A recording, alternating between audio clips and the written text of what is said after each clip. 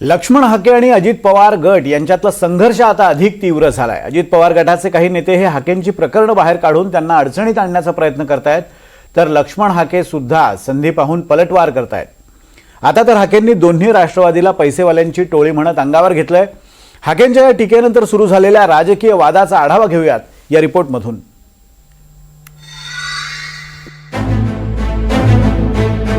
लक्ष्मण हाके विरुद्ध राष्ट्रवादी वाद आता शिगेला पोहोचलाय। अजित पवारांवर खालच्या पातळीवर टीका केल्यानंतरही लक्ष्मण हाके शांत बसायला तयार नाही। आज राष्ट्रवादीच्या वर्धापन दिनीही राष्ट्रवादीला टार्गेट करणं हाकेंनी सोडलेलं नाहीये। हाकेंनी फेसबुक पोस्टच्या माध्यमातून राष्ट्रवादीवर गंभीर आरोप केले। शेंडगे घराण्याचं राजकारण पवारांनी संपवलं। छगन भुजबळ, लक्ष्मणराव ढोबळे, लक्ष्मण माने हेलकावे खात राहिले।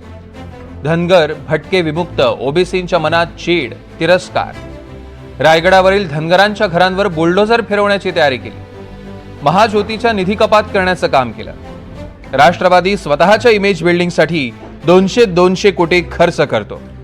लाठीचार्ज झाला की पवारांचे नातू आणि माजी आमदार रात्रीत पोहोचतात। फडणवीस ओबीसींविरोधात पट्टी आंदोलकांना पढवतात। अशा अनेक आरोपांचा दांडपट्टा हाकेंनी पवारांवर चालवलाय। लक्ष्मण हाके एवढ्यावरच थांबले नाही। दोन्ही राष्ट्रवादी निवडणुका जिंकणारी आणि पैसेवाल्यांची टोळी आहे असं हाके म्हणाले। किंवा जो शारीरिक श्रमाचं काम करतो, जो कष्टकरी आहे, ज्याला शेतीच्या मालाला भाव मिळणं अपेक्षित आहे, असं कुठलंही आंदोलन या राष्ट्रवादी काँग्रेसनं कधी अजेंड्यावर घेतलं का हो? मला एक आंदोलन दाखवा किंवा एक शेतकऱ्यांच्या प्रश्नावर आंदोलन करणारा आणि त्यांना न्याय देणारा एक कार्यकर्ता मला या राष्ट्रवादी काँग्रेसच्या कुठल्या मेन बॉडीमध्ये आहे किंवा आमदार खासदार झालाय असं नाहीये। ही खरं तर निवडणुका जिंकणाऱ्यांची टोळी आहे आणि एका या महाराष्ट्रामधल्या पैसेवाल्यांची टोळी आहे असा माझा त्यांच्यावरती थेट आरोप आहे।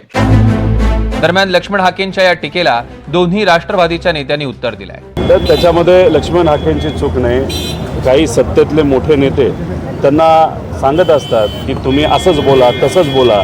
या महाराष्ट्रामध्ये जातीवाद, धर्मवाद राहायला पाहिजे असं काही मोठ्या नेत्यांना तिथं वाटतं आणि मोठ्या नेत्यांना ते डायरेक्ट बोलता येत नाहीत, कारण का आज ते सत्तेत आहेत। म्हणून ते मग असे लक्ष्मण हाकेंसारखे सामान्य कुटुंबातले जे लोक आहेत त्यांचा वापर तिथं केला जातो। त्यामुळे ज्याच्यामध्ये कुणीतरी सांगते आणि कुणीतरी बोलते या विषयामध्ये आपण बोलून जास्त वेळ कशाला घालायचा। लक्ष्मण हाकेसारख्या देशी दारूच्या ब्रँड अँबॅसेडरला उत्तर द्यावं इतका तो मोठा नाही। खरं तर त्याचा तोल दिवसा जातो, रात्री जातो, अशा व्यक्तीला आपण काय उत्तर द्यायचं? लक्ष्मण हाकेला एवढंच सांगतो, पुण्याच्या पेठेतले उद्योग तुझे जर बाहेर आले, तू घरच्याला समाजाला सोड, घरी सुद्धा तोंड दाखवायच्या लायकीचा राहणार नाही। तुझे असे अनेक उद्योग आहेत। आज आम्ही इमेज बिल्डिंगसाठी केलेलं नाहीये, तर हे आमच्या कार्यकर्त्याच्या चेहऱ्यावरचं समाधान, कार्यकर्त्याला विश्वास देण्यासाठी केलेले। लक्ष्मण हाकेला 200 कोटीच्या पुढे शून्य किती राहतात हे तर माहितीये का? गेल्या काही दिवसांपासून हाके आणि मिटकरींमधला वाद चांगलाच पेटलाय। लक्ष्मण हाकेंनी अजित पवारांवर निधी वळवल्याची टीका केली। यानंतर हाके आणि मिटकरी यांच्यातला वाद सुरू झाला। हा ओबीसीचा नेता कधीपासून झाला, मला त्याला तेवढाच प्रश्न आहे की जरांगे पाटलांचं आंदोलन सुरू असताना यांनी त्याच्यावर ज्यावेळेस टीका टिप्पण्या केल्या, त्यावेळेस उपोषण केलं, त्यावेळेस मीडियामध्ये त्याला हवा भेटली आणि तो स्वयंघोषित ओबीसीचा नेता झाला। आणि त्याच्यामुळं ज्यांनी आपली औकात डिपॉझिट जप्त होण्याची असेल त्यांनी जरा थोबाड चालवताना आपल्या जिभेला लगाम घालावा। तू एक शिक्षक आहेस, तुला हे बोलणं शोभत नाही, आम्हाला काय शोभतं त्याचं कारण असं आहे, तू ज्यावेळेस लायकी सोडून एखाद्या मोठ्या नेत्यावर बोलतो तेवढी अवकात नसते तुझी, तू वयातही बसत नाही, तू अकलेतही बसत नाही। जिथं दुसऱ्यांचं डिपॉझिट जप्त करून देशाचं रेकॉर्ड बारामती विधानसभा मतदारसंघामध्ये दादांनी उभं केलंय, त्यांच्या पायाची सुद्धा तू बरोबरी करू शकत नाहीस। त्यामुळे ओबीसीचा नेता होण्याचं स्वप्न जे तू उराशी बाळगतोय ते तू बाळगू नको। 50-60% लोकांना 1% पुढे बजेटरी तरतूद करायला तयार नाही।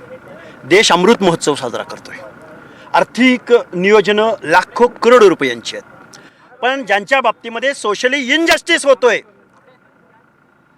जे पालात राहत आहेत, ज्यांची पोरं 5वी 10वीच्या पुढे शिकू शकत नाहीत, ज्यांची मुलं शहराच्या ठिकाणी राहू शकत नाहीत, त्या ओबीसींना जिल्ह्याच्या ठिकाणी वसतिगृह देणार की नाही? अमोल मिटकरी घासलेट चोर ओबीसी म्हणतोस, लाज वाटली पाहिजे तुला। महाराष्ट्राच्या विधान परिषदेमध्ये तुला अजितदादाचं काय, अजितदादाची बाजू घेतली पाहिजे, पण शिव्या देण्यासाठी आमदारकी दिली अमोल मिटकरीला. अजितदादा पवार, आम्ही सामाजिक न्याय मागतोय. हा वाद सुरू असतानाच मिटकरींनी हाकेंची अनेक प्रकरणं बाहेर काढली.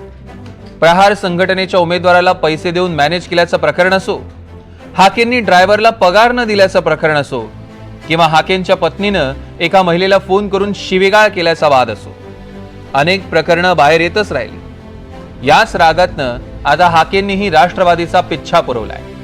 आता हाके मिटकरींचा हा वाद नेमका कोणत्या वळणावर पोहोचतो याकडे सर्वांचं लक्ष लागलंय. Bureau report, NDTV Marathi.